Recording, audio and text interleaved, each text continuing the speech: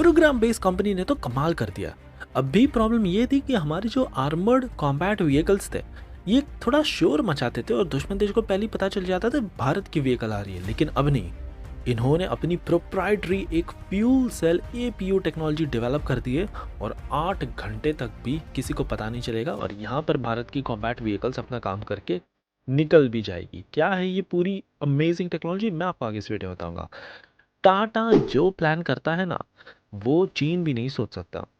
पहले काफ़ी एक्सपर्ट्स कह रहे थे कि टाटा को मोरक्को में अपनी फैक्ट्री लगाने की क्या ज़रूरत थी, हम भारत में बने 8x8 अफ्रीका को बेच सकते थे। लेकिन ये तो पूरी तरह से गेम चेंजर निकलता जा रहा है। अब टाटा ने मोरक्को के शहर में कैसाब्लांका में ये जो फैक्ट्री डाली है, न केवल अफ्रीका में लेकिन अब यूरोप के कुछ देश भी इंटरेस्ट जताने लग गए इस भारत के बाहुबली टाटा के WHAP 8x8। कौन सा है वो देश, वो भी बताऊंगा, सुनकर आप भी दंग रह जाओगे। इंडियन आर्मी ने रिसेंटली अपने ATV ऑल टेरेन व्हीकल्स दिखाए, जिसके ऊपर ऐसे कुछ पंख जैसे लगे हुए थे। काफी लोग कंफ्यूज हो गए, ये क्या है। मैं आपको बता दूं, और कुछ नहीं, ये है भारत के सबसे स्ट्रॉन्गेस्ट लॉइटरिंग म्यूनिशंस। और दुश्मन के छक्के छुड़ाने के लिए अब ये पूरा whole package ATV plus loitering munitions, हमने एक नया पैकेज तैयार किया।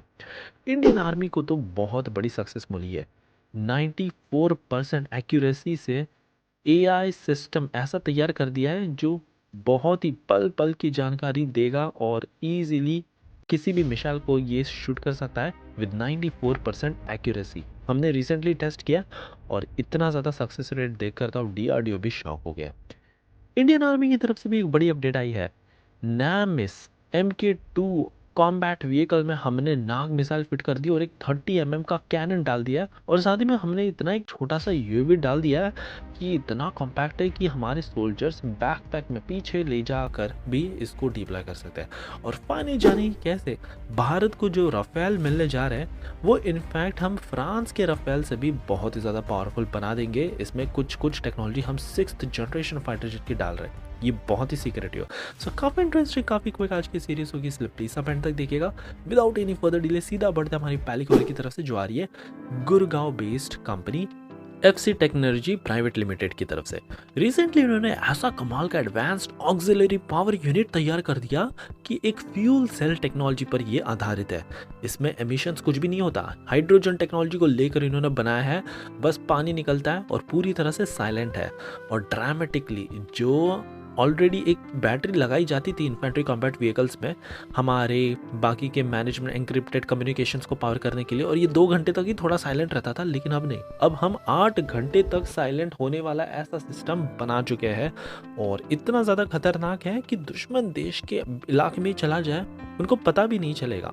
इसमें हम थोड़ी कैमोफ्लेज टेक्निक भी डाल रहे हैं और हीट सिग्नेचर्स को कम करने के लिए भी इस कंपनी ने एक बढ़िया सा जुगाड़ तैयार कर लिया। अब आने वाले समय में देखने मिलेगा कि इंडियन आर्मी कितनी जल्दी इस modified version infantry combat vehicle को अपने बेड़ में शामिल करती है। हमारी अगली खबर मोरक्को की तरफ से आई है। मैं आपको बता दूं दोस्तों, टाटा ने मोरक्को के एक शहर कैसाब्लांका में अपनी एक बहुत बड़ी मैन्युफैक्चरिंग फैसिलिटी डाली है। Full scale armoured vehicle 8x8 WHAP यहाँ पर मैन्युफैक्चर किए जा रहे हैं। ये इतने खतरनाक है कि कमिंस का 600 हॉर्स पावर का पहले तो इंजन हमने डाल रखा है, 100 किलोमीटर प्रति घंटे की इसकी रफ्तार है, पूरी तरह से एम्फीबियस है, पानी के अंदर ये चला जाता है और सस्पेंशन भी इंडिपेंडेंट हाइड्रोन्यूमेटिक डाले गए हैं, जो इस कैटेगरी के one of the best WHAP माना जाता है।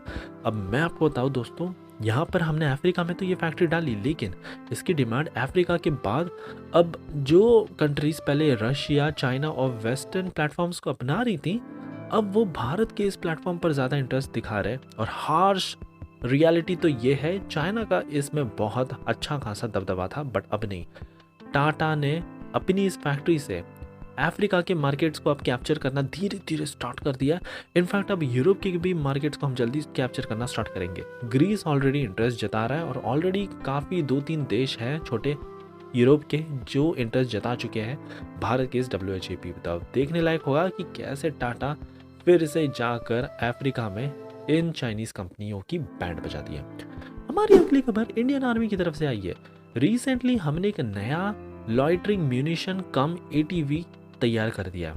हमने लिया हमारा ऑल टेरेन व्हीकल और इसके ऊपर एक अच्छा खासा भारत का सबसे पावरफुल सोलार नागास्त्र, जो कि भारत का indigenously man portable electric loitering munition है, सोलार इंडस्ट्रीज द्वारा डेवलप किया गया। इसको हमने ऊपर लगा दिया और बस हमारे ऑल टेरेन व्हीकल की पावर इससे 2 गुना बढ़ चुकी है सर्विलियंस के मामले में। और जो रेस्क्यू ऑपरेशंस रहते थे, तो पहले ही इन नागास्त्र के ऊपर जो सेंसर्स लगाए गए हैं, सेंसर्स टू शूट साइकिल, ये पहले ही अपने टारगेट को डिस्ट्रॉय करके इतने ज़्यादा केपेबल है, फिर वापस आ जाएंगे हमारे एटीवी पर। और लिटरली इसको एटीवी हंटर प्लेटफॉर्म भी अब बताया जा रहा है। हमारी अगली खबर इंडियन आर्मी की तरफ से फिर से आई है। हमने एक बहुत ही कमाल का successful algorithm driven warfare system तैयार किया है। 23 से ज़्यादा एआई सॉफ्टवेयर्स अब हमने भारत के फौज में डाल दिए और दो सारे जितने भी सॉफ्टवेयर थे एक साथ मिलकर टेस्ट किया गया, पाया गया ये तो 94% एक्यूरेसी के साथ काम कर रहा है। अब कैसे मैं आपको बताता हूँ। कुछ एआई टेक्नोलॉजीज़ हैं जो रियल टाइम इंटेलिजेंस प्रोवाइड कर रही है, कुछ एआई टेक्नोलॉजीज़ जो सेंसर्स हैं हमारे प्लेटफॉर्म पर लगाए तो इनसे डेटा कलेक्ट करके डेटा सेंटर्स में भेज रही है। फिर कुछ ऐसी हैं जो लॉन्ग रेंज आर्टिलरी गन्स और फिर स्ट्राइक व्हीकल्स पर लगी हुई है। ओवरऑल ये सारा कुछ डेटा इकट्ठा करके इतनी तेज़ी से हम प्रोसेस कर रहे हैं, तुरंत रियल टाइम में बता देता है ये पूरा सिस्टम कि कौन सी गन या कौन सा रॉकेट किस टारगेट को कैसे शूट करना है। सारा कुछ कोऑर्डिनेट्स ये ट्रैक कर रहा है और ये बहुत ज़्यादा पावरफुल सिस्टम अब बन चुका है। अब देखने लायक होगा कि ये तो बस एक शुरुआत है, आने वाले समय में इंडियन आर्मी एआई टेक्नोलॉजीज़ को और कितना अपने भीड़ में शामिल करती है। फाइनली हमारी आखिरी खबर राफेल की तरफ से आई है। आप जानकर शॉक रह जाओगे, फ्रांस से भी कई गुना पावरफुल राफेल फाइटर जेट्स अब भारत को मिलने जा रहे हैं। इस साल के एंड तक भारत को F4 राफेल फाइटर जेट्स तो मिल ही जाएंगे, लेकिन हम हमारे HAL वॉरियर लॉयल विंगमैन को भी तैयार कर रहे हैं साइड बाय साइड। प्लान ऐसा है, एक बार राफेल मिल जाए हम हमारे अनमैन्ड लॉयल विंगमैन को इससे इंटीग्रेट कर देंगे। ये जो होगा लाइन 16 ब्लॉक 2 सैटेलाइट कम्युनिकेशन से लैस होगा।